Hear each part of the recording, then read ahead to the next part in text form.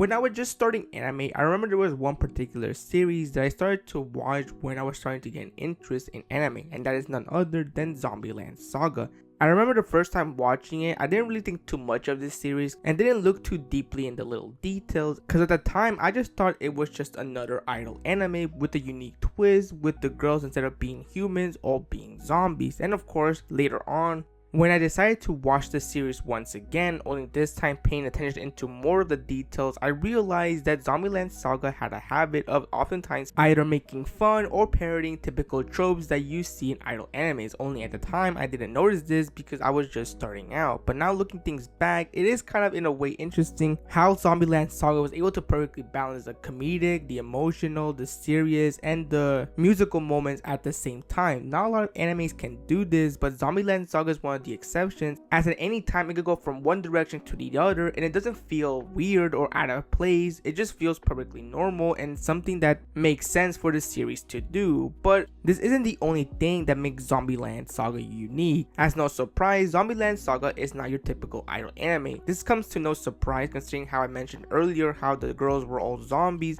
and how literally in the first episode we see Sakura, one of the main characters who dreams of being an idol, literally get hit by a vehicle as a way to introduce us to the series, only to later on be revived by Kotaro, who seems to have a goal into turning her but also other girls who he also revived into a big hit and become a popular idol group. At first glance you may think it's a bit weird as to why Kotaro would even do such a thing, as despite his very interesting personality to say the least, you wouldn't think he'd be the type of person to do this without a good reason. But surprisingly, despite Land Saga still being considered an idol anime, it does surprisingly have a bit of a lore, this being the curse called the Curse of the Saga Prefecture, or to keep it short, the Curse of Saga. This is something that's mentioned numerous times in the anime, and while it doesn't go into too much detail, I actually managed to do some research and see what this is all about, and it's actually very surprising to see this out of an idol anime. But the Curse of Saga was actually inspired by the historical accounts of Shu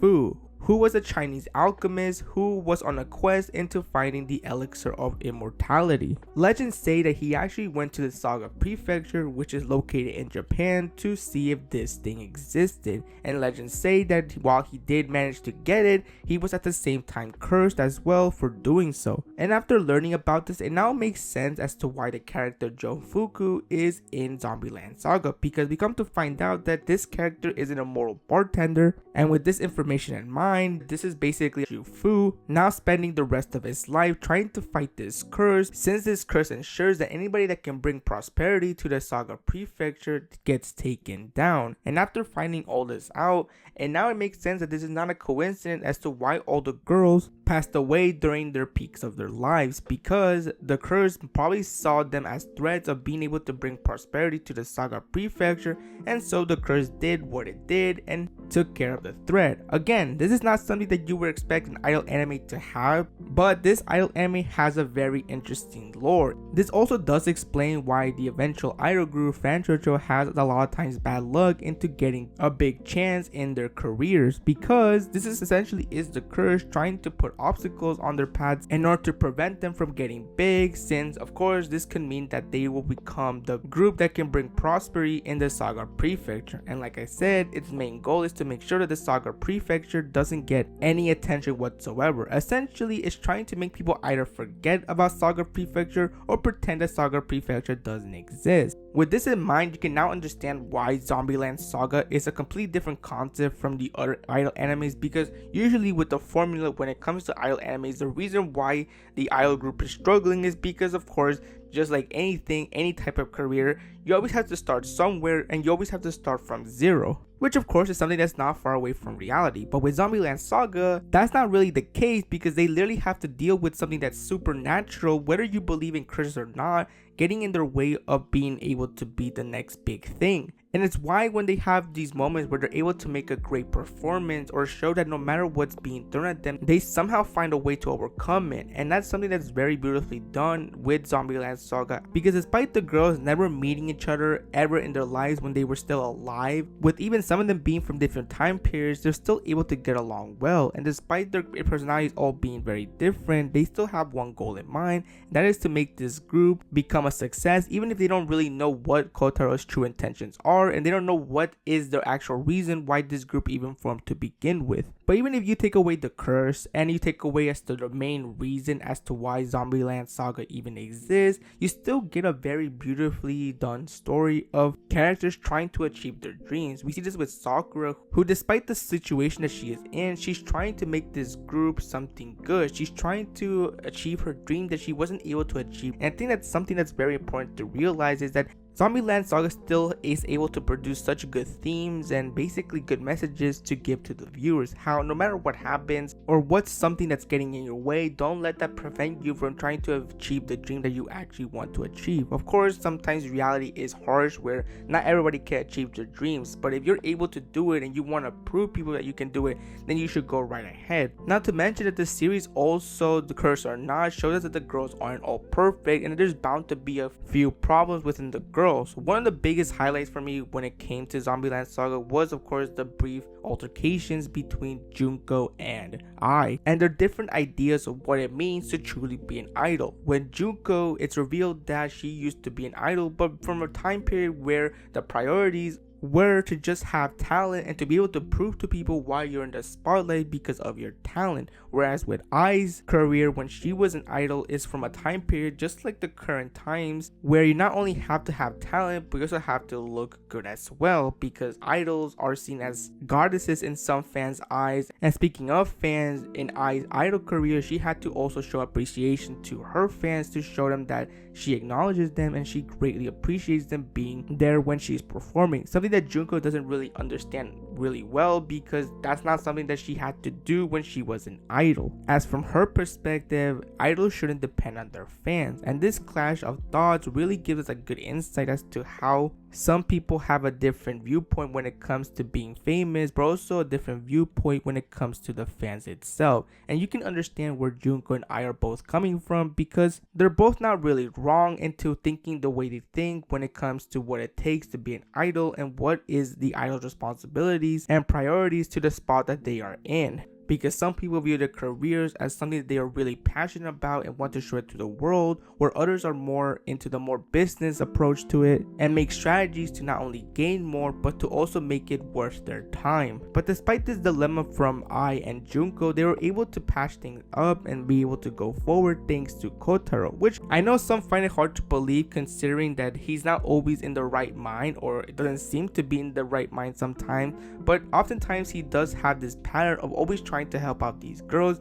Even if he doesn't come out as very friendly and can be seen as very harsh, he does seem to have the right intentions and does want to make sure that these girls are able to be successful and make sure these girls get along very well and make sure that all these girls don't have anything to worry about. Because let's be honest, these girls are already in a very sticky situation. I mean, imagine dying and then being revived once again only to be a zombie, and just with that, life isn't going to be easy any longer and your life is never really going to be the same, because then you can't really show your face to the public without people probably being afraid. And that's something that we see a lot of times when it comes to Sakura and the rest of the girls, where they have to hide being a zombie when it comes to being in public, because they have to use paints and make sure they look like ordinary girls, because the last thing they want is their secret being exposed, which could lead to the downfall of their careers. Because in reality, this is not something that they wanted. They didn't want to turn into zombies. This was just something that unfortunately happened, and once you actually look into some of these girls' backstories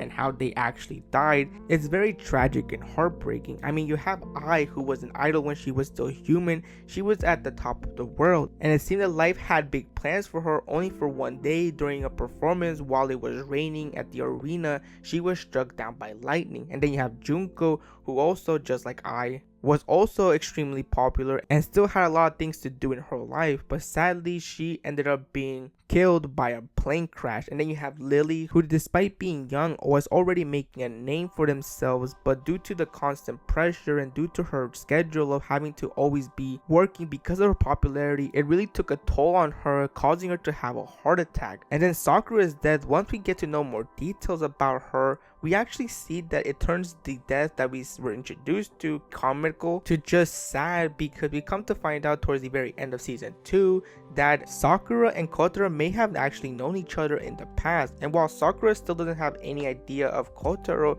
Kotaro knows who Sakura is. And while we get this brief backstory, which is not really that long, we see that Kotaro was heartbroken when Sakura passed away, and he was determined to not let this slide and will do anything to make sure that this is not where things end. And now it all makes sense as to why he revived Sakura and why he revived the girls. It was to not only make Sakura's dream come true, because it seems that he knew full well what was Sakura's dream, and that was to become an idol, but it was also a way to deal with the curse, as it seems that he does know about it and wants to deal with it and save Saga. So with all these factors, it now turns Kotaro from someone who you think has a few screws loose to somebody who may not have the greatest personality, and a personality that you wouldn't ever want to have to deal with, into a deeper and tragic character, because the way you could tell just by him looking at Sakura when she's thanking him for everything he's done for not only her but for the other girls, you could tell that he was holding back a lot of emotions, and in fact even tears behind those sunglasses, but had to not show it because it was probably not the right time to do it. And maybe in the near future he would eventually come out clean and to tell Sakura who he actually is and how he actually does know her. But it really does make me appreciate him as a character even more now that these details are revealed, and it makes me really look back into many scenes with him of just trying to get these girls to the top and trying to make this idol group work, because he has a lot on his plate, and I can only imagine the stress and pressure that he has into making this plan work, because this is not something that's very easy to do, and it's going to be something that requires a lot of hard work and patience in order for it to hopefully be able to go smoothly. But all he can do now is just see how everything goes and have trust in Sakura and the rest of the girls, as they play a key factor into making this plan work even at all. So overall, Land Saga is one of those animes that when you are first watching it, you're not really going to fully understand everything that's going on. You may understand the basic concept of it, but you're not going to understand everything that's actually being shown to you and what's truly going on. But seeing the girls grow and develop as time went on, and seeing the girls finally be able to accept themselves for who they are now, which is not something that's very easy for them at the beginning, since this is all something very complicated to them, it's still able to move you and it's still able to make you feel something, and you want to see them have a happy ending. You want to see them be able to succeed and be able to have a smile on their face, even if sometimes things don't go their way. Land Saga is one of those animes that is going to be very hard to fully replicate, because it doesn't follow the idol anime equation. It really just throws that out the window and it's become its own thing, and mix that in with the lore that is connected to. Yeah, it's clear that Land Saga is going to be one of those animes that you really do have to watch it numerous times and really deeply analyze it to see what the story is truly about and what it's actually trying to make us understand. Which again, the last thing you expect that to happen is an idol anime out of all